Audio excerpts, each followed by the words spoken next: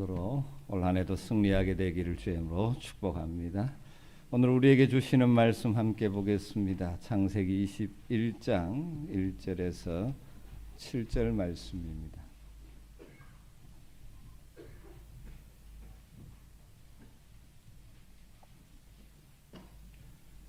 창세기 21장 1절에서 7절 말씀을 한 절씩 교독하겠습니다. 21장 1절입니다. 여호와께서 말씀하신 대로 사라를 돌보셨고 여호와께서 말씀하신 대로 사라에게 행하셨으므로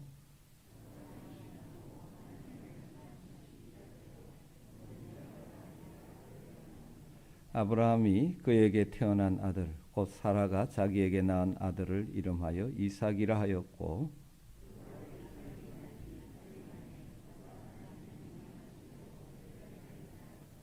아브라함이 그의 아들 이삭이 그에게 태어날 때에 100세라.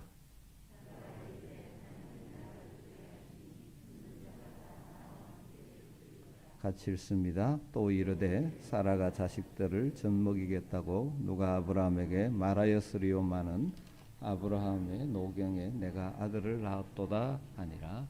아멘. 오늘도 우리 이성우 목사님께서 말씀하신 대로라는 제목으로 말씀을 전해 주실 때 큰 은혜의 시간 되기를 바랍니다. 목사님 나오시겠습니다.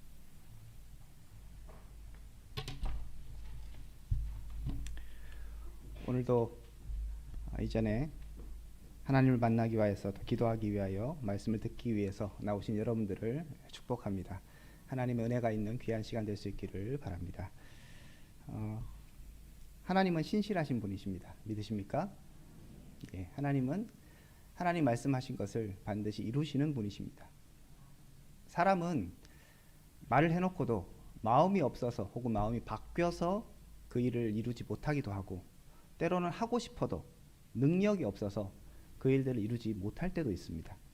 하지만 우리 하나님은 늘 신실하게 자신의 말씀을 이루시는 분일 뿐만 아니라 그것을 이룰 수 있는 능력도 계시는 분이십니다.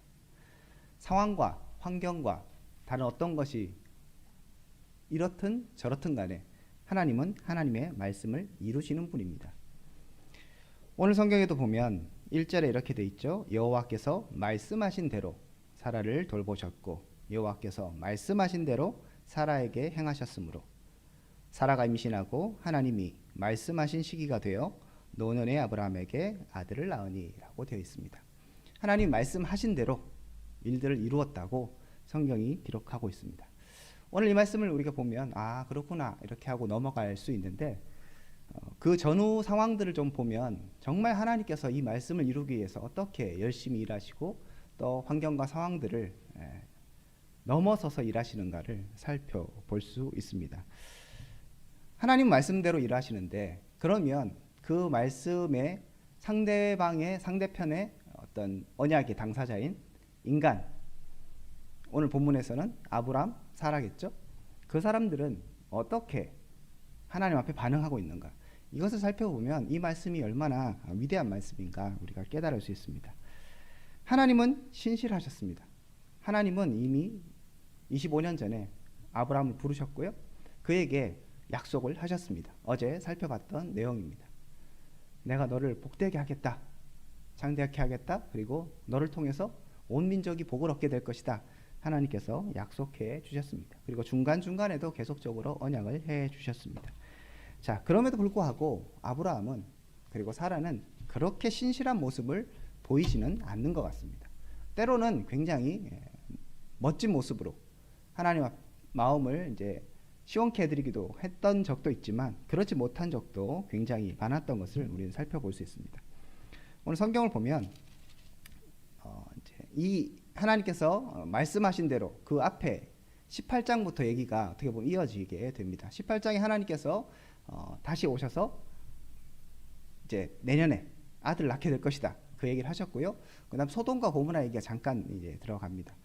그리고 나서 아브라함이 다시 또 그랄 땅에 가는 이야기가 이제 20장에 등장하게 됩니다. 20장에 보면 아브라함이 20장 1절입니다. 아브라함이 거기서 네게부 땅으로 옮겨가 가데스와 술 사이 그랄에 거류하며라고 되어 있습니다. 거기에서 어떠한 이유인지 모르겠는데 내려갔는데 문제는 거기서도 또 자기의 아내 사라를 누이라고 했던 것이죠. 12장에서 잘못했던 애굽 땅에 내려가서 자기 아내를 누이라고 했던 그 실수를 다시 반복하고 있습니다. 그럼 아브라함은 왜 그렇게 했는가?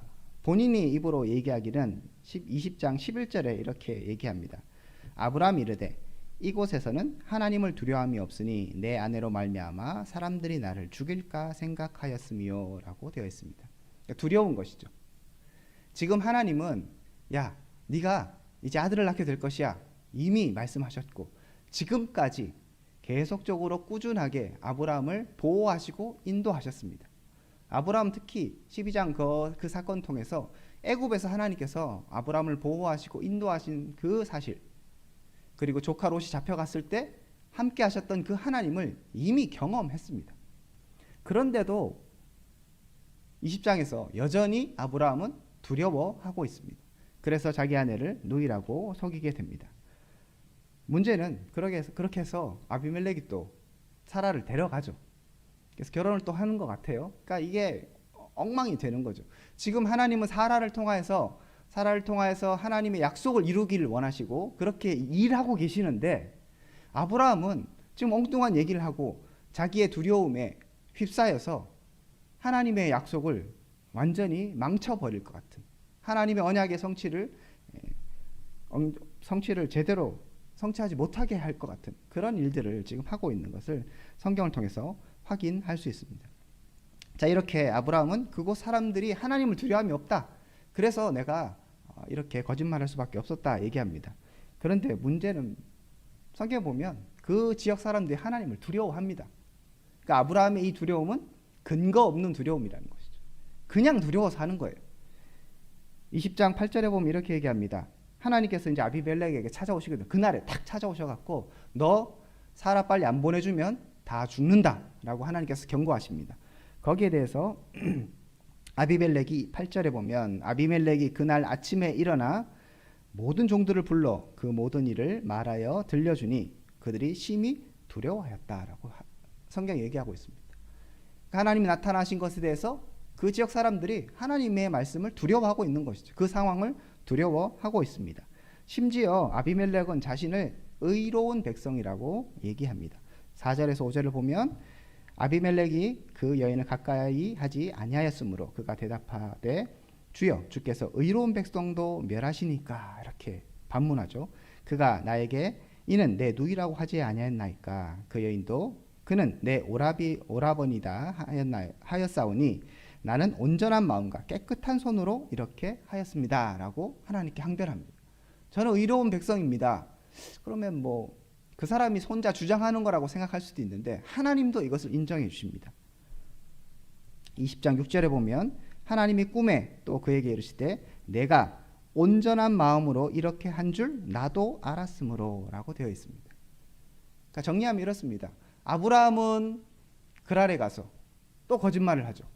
왜요? 두려워서. 사람들이 자기를 죽일까 봐. 그쪽 사람들은 하나님 안 믿기 때문에 자기 멋대로 하는 사람들이고 악한 사람이기 때문에 자신의 안위를 걱정해서 거짓말로 지금 얘기를 했고요. 그래서 정말 사라를 데려가 버렸습니다. 그리고 결혼하려고 했던 것이죠.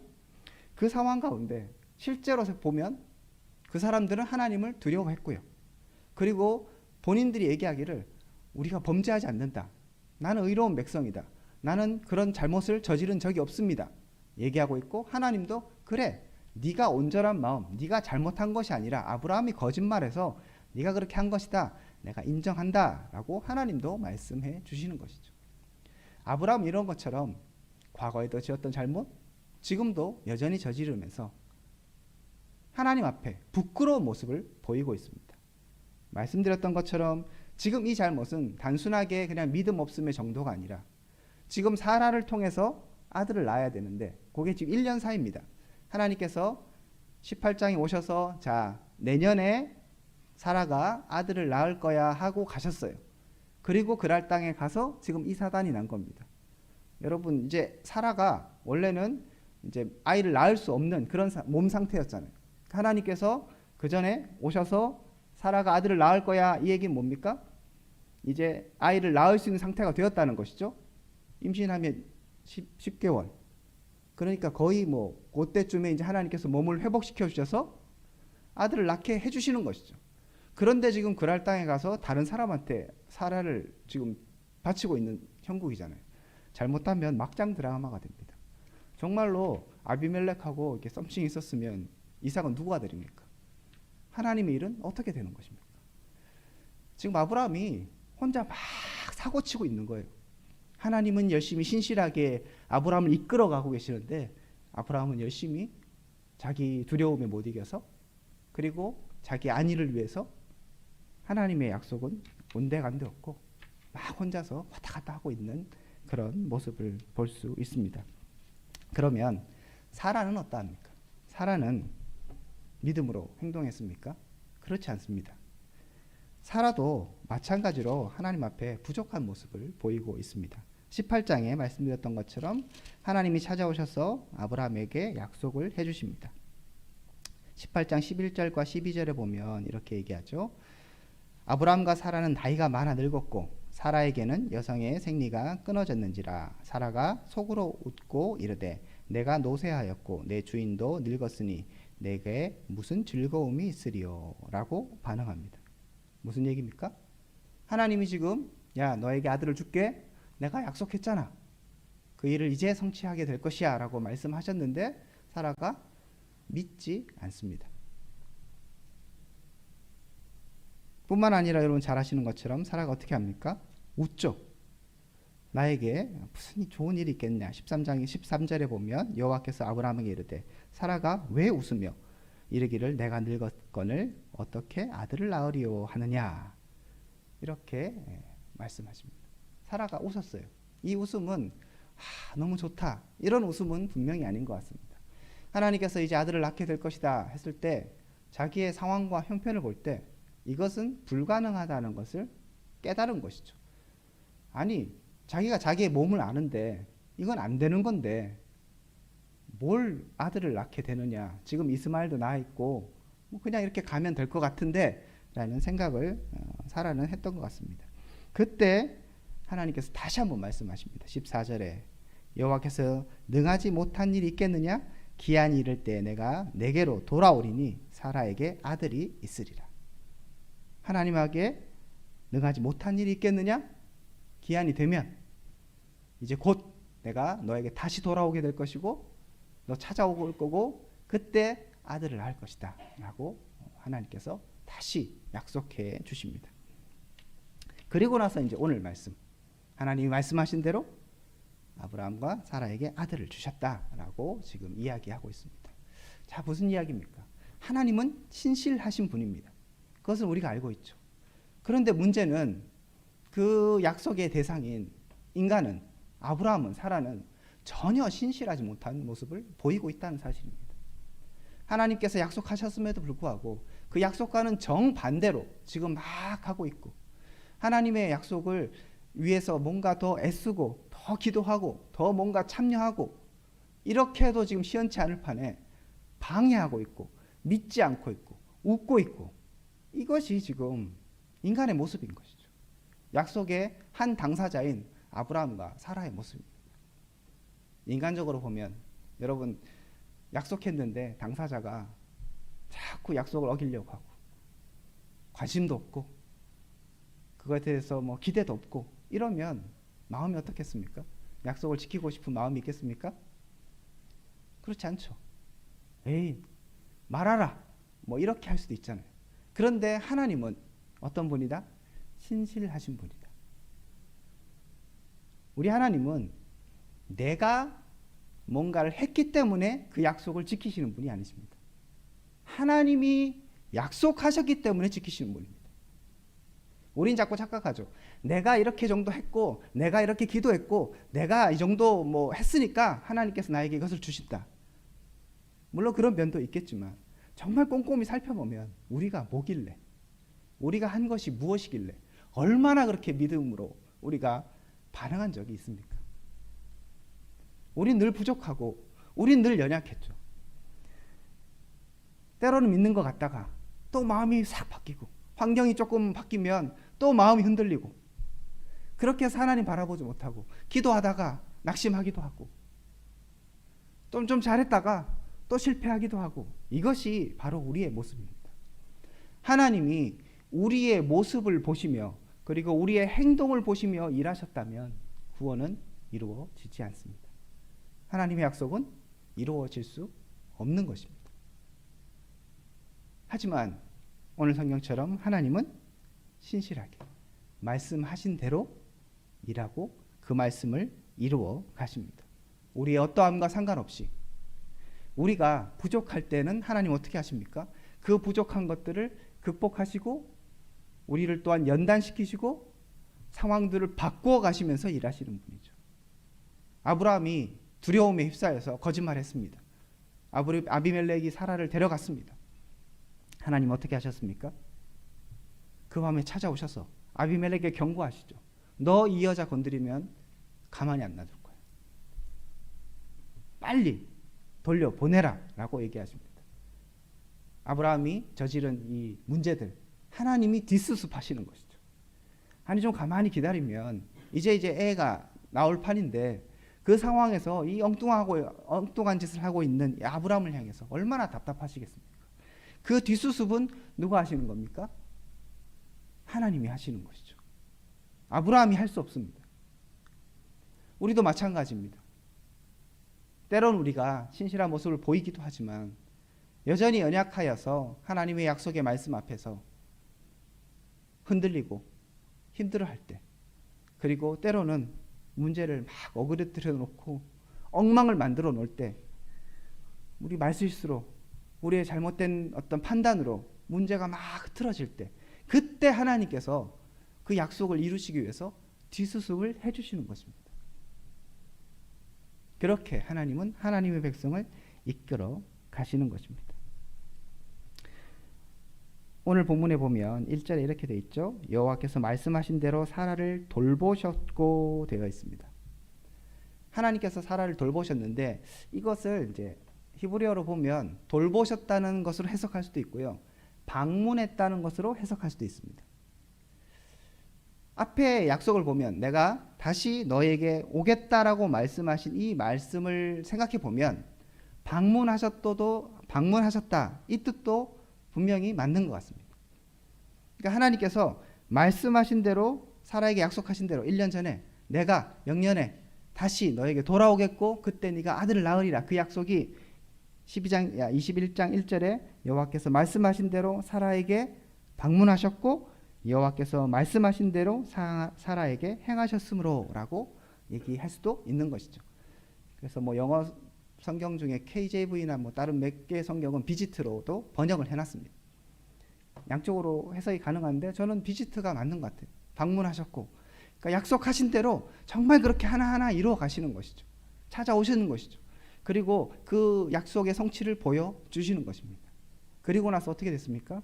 사라가, 이것도 보면 그냥 단순하게 볼 문제는 아닌 것 같은데 3절에 보면 아브라함이 그에게 태어날 아들 곧 사라가 자기에게 낳은 아들을 이름하여 이삭이라 하였고, 이삭의 이름 뜻을 아시죠? 웃음. 사라가 웃었는데 그 어떻게 보면 불신앙의 웃음을 약속의 웃음으로, 정말 진정한 즐거움으로 바꿔주시는 것이죠. 그렇게 하고 이제 할례를 행하고요. 그때 5절에 보니까 이삭이 태어났을 때 100세라고 또 얘기했고요. 그러면서 6절에 이렇게 얘기합니다. 사라가 이르되 하나님이 나를 웃게 하시니 듣는 자가 다 나와 함께 웃으리로다. 사라가 웃고 있습니다. 기뻐하는 것이죠. 또 이르되 사라가 자식들을 젖먹이겠다고 누가 아브라함에게 말하였으려마는 아브라함의 노경에 내가 아들을 낳았도다. 이렇게 고백합니다. 기뻐하는 것이죠. 어떻게 보면 인간적인 마음에서 보면 사라가 이렇게 웃고 막 좋다 이렇게 얘기할 자격이 있습니까? 안 믿었잖아요. 바라지도 않았잖아요. 하나님 그렇게 얘기하시는데 웃었잖아요. 그렇지만 하나님께서 약속을 이루어 주십니다. 그리고 이 믿음 없는 여인이 웃음으로 이야기가 마무리되게 되는 것이죠. 하나님은 자격 없는 자에게 은혜를 주시는 것이죠. 하나님은 부족한 우리에게도 약속을 이루시는 분이십니다. 그리고 우리를 웃게 하시죠.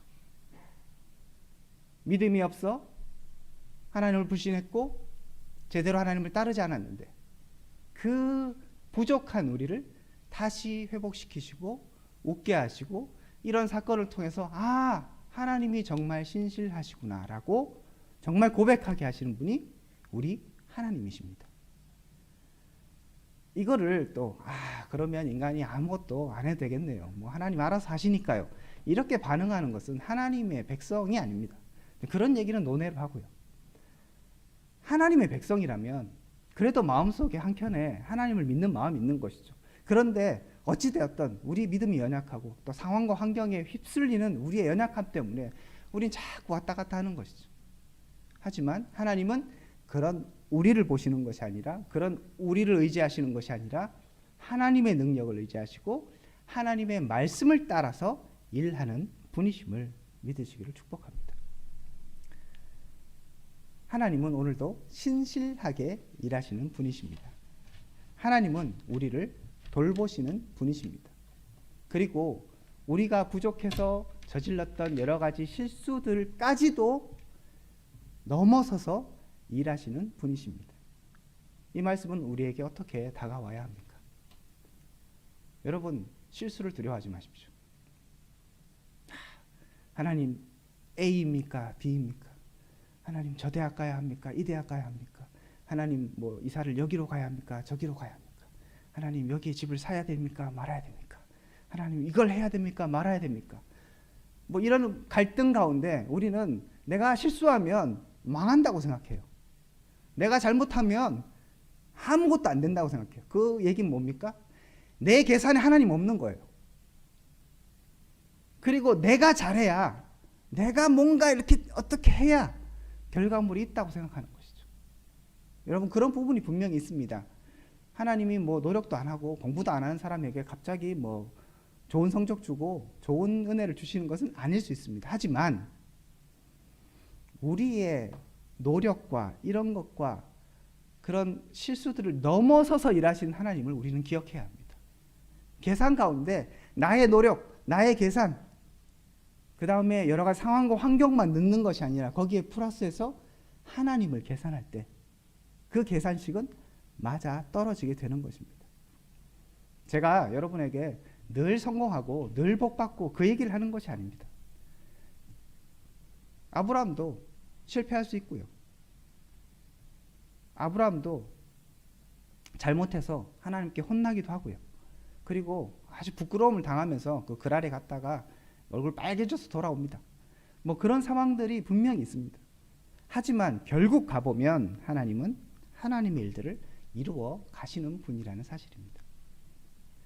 특별하게 이 얘기를 뭐 우리의 일상의 작은 그런 부분에 연결시킬 수는 없습니다. 이게 아브라함의 상황이고요. 구속사적 상황이기 때문입니다. 이 말씀은 우리에게 이렇게 다가와야 합니다. 하나님께서 우리 가운데 정말 약속하신 말씀이 있잖아요. 뭐 대표적으로 무엇입니까? 교회는 승리하는 것입니다. 베드로에게 말씀하셨죠. 음부의 권세가 이기지 못하겠다. 내가 이 반석 위에 교회를 세우겠다. 한국교회를 보면 뭐 그렇게 막 희망적인 모습은 별로 보이지 않습니다. 어렵고요. 코로나 때문에라도 더 상황이 힘든 그런 상황이 되고 있습니다. 그러면 교회는 망하게 되겠습니까? 뭐 역사적으로 유럽 교회들이 망하고 저기에 서아시아 지역의 교회는 찾아볼 수가 없습니다. 그렇다면 그런 지역 교회는 하나 둘씩 문을 닫을 수 있지만 하나님의 교회는 어떻게 되는 것입니까? 승리하는 것입니다. 내가 부족하고 한국 교회가 연약해도 하나님의 나라는 승리하는 것입니다. 우리는 그것을 믿고 오늘도 신앙생활 하는 것입니다. 야, 이래서 되겠느냐? 야, 이래서 뭐가 되겠느냐? 그것이 아니라 그런 안타까운 마음 속에서도 여전히 일하고 계시는 하나님을 발견하셔야 하는 것입니다. 또 하나님 어떤 약속을 주셨습니까? 내가 속히 오겠다 말씀하셨습니다. 이 말씀하시고도 2000년 동안 오지를 않고 계십니다. 그럼에도 불구하고 주님께서 오시겠다고 하셨으니까 오실 겁니다. 많은 학자들이 지금 말세라고, 목사님들이 말세라고 얘기합니다. 제가 어릴 때부터 그 얘기 들었거든요. 제가 이제 거의 50이 다 돼 가는데 말세인데 정말 주님 오실 것처럼 그때 기도했는데 아직도 아무 일도 일어나지 않고 있습니다. 그러면 하나님 말씀은 거짓입니까? 아니죠. 우리는 모르지만 그분이 영광 중에, 그죠? 구름을 타시고 다시 오시는 약속을 해주셨습니다. 너희가 본대로 내가 다시 오겠다라고 말씀해 주셨습니다. 그렇다면 그 약속은 이루어지는 것입니다. 주님이 오셔서 뭘 하시는 것입니까? 악한 자들을 심판하시고 하나님의 백성들을 부르시고 구원해 주시는 것이죠. 그날이 오는 것입니다.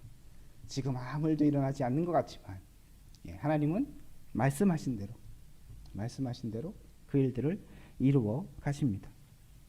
또 하나님은 우리에게 말씀하셨죠. 너희가 저 새들보다 귀하지 않느냐. 참새가 한 아사리온에 팔리는 것처럼 하나님 허락하지 않으시면 나는 새도 떨어지는 법이 없다. 너희는 저들보다 더 귀하지 아니하냐 말씀하셨지 않습니까? 하나님의 약속, 내가 세상 끝날까지 너희와 함께 있으리라. 이 함께 있으리라는 것이 단순하게 늘 잘되고 돈 많이 벌고 이것은 아닙니다. 요셉의 형통의 그런 이야기를 여러분 잘 아시지 않습니까? 옥에 가더라도 억울한 일을 당하더라도 하나님은 그와 함께 하셨습니다. 이 약속은 오늘도 신실하게 진행되고 있는 것입니다. 내가 잘못하면 오늘은 하나님 함께 안 하시고, 내가 좀 기도 많이 하면 오늘은 함께 하고, 이렇게 일하시는 분이 아니라는 것입니다. 세상은 늘 변화합니다. 왔다 갔다 합니다. 무엇을 의지할 수 있겠습니까? 심지어 내 마음도 변하는데요. 오늘은 이 음식이 맛있었는데 내일은 맛이 없고, 또 이게 싫었는데 시간이 지나면서 이게 좋아지기도 하고, 내 마음도 변하는데 무엇을 의지할 수 있겠습니까? 우리의 의지는 신실한, 말씀대로 일하시는, 약속대로 일하시는 그 하나님이십니다. 그러므로 우리가 더 하나님 바라볼 수 있기를 소망합니다. 이 마지막 때에 믿음을 보겠느냐 하고 말씀하십니다. 그렇습니다. 이 마지막 때에 이 믿음이 필요합니다. 오늘도 살아 역사하시며 오늘도 말씀을 성취하시는 하나님, 나의 어떠함과 상관없이 내가 실수하는 것을 넘어서서 오늘도 하나님의 영광을 이루시는 그 위대한 하나님을 믿음의 눈으로 바라보시는 여러분들이 있기를 축복드립니다. 그러함을 통하여서 정말 이 마지막 때에 우리가 승리할 수 있기를 바랍니다. 교회의 승리를 바라보고 하나님의 나라의 승리를 바라보고 하나님의 그 약속의 말씀의 성취를 소망하면서 오늘도 신실하게 믿음의 길을 걸어가시기를 축복합니다. 그리고 내가 부족하고 내가 연약할 때 오늘 사라가 아들을 안아 웃었던 것처럼 우리에게 자격 없는데 부족한데도 때로 우리를 웃게 하실 것입니다. 하나님이 약속하셨다면. 마지막으로, 그렇기 때문에 여러분 말씀을 정말 잘 아셔야 합니다. 말씀을 이용해서 내 삶에 막 억지로 끌어오는 것이 아니라, 그죠? 내가 말씀을 따라가는 것입니다. 난 하나님의 자녀니까 무조건 이 일이 잘 될 거야. 그런 성경은 없습니다. 하나님의 약속의 말씀만이 성취되는 것입니다. 그러므로 성경을 잘 알아야 하는 것입니다. 수많은 이단들이 그 말씀을 엉클어뜨리고 자기 식으로 해석해서 자기에게 끌어왔을 때 저렇게 잘못된 길로 가는 거 아니겠습니까? 그러므로 이 마지막 때에 기복주의가 판을 치고 인본주의가 판을 치고 잘못된 사상들이 판을 칠 때 정말 하나님의 말씀에 붙들려 사시는 여러분들 될 수 있길 바랍니다. 이 강단에서 선포되는 그 말씀이 진리의 말씀일 때 여러분 정말 아멘으로 화답하시고 그리고 그 약속의 말씀을 붙들고 신실하게 한 걸음 한 걸음 걸어가시기를 축복합니다. 그리고 결론적으로 마지막 때 우리는 웃게 될 것입니다. 천국에서 24장로들이 자기의 왕관을 하나님께 던지며 보좌로 던지며 거룩하다 거룩하다 찬양하는 그 찬양의 물결 가운데 우리 한 사람이 그 사이에 끼어서 함께 찬양하게 될 것입니다. 영광 중에 구름 타시고 온 세상 만물들 가운데서 승리를 선포하신 그날에 어떤 사람들은 두려워 떨며 내가 예수를 믿지 않았구나 하며 후회하고 슬피 울며 이를 닳는 그 순간에 우리는 기뻐하며 주님을 맞이하게 될 것입니다. 그날을 소망하며 오늘도 믿음의 길을 걸어가시는 모든 성도님들 되시기를 주님의 이름으로 축복드립니다. 함께 기도하겠습니다.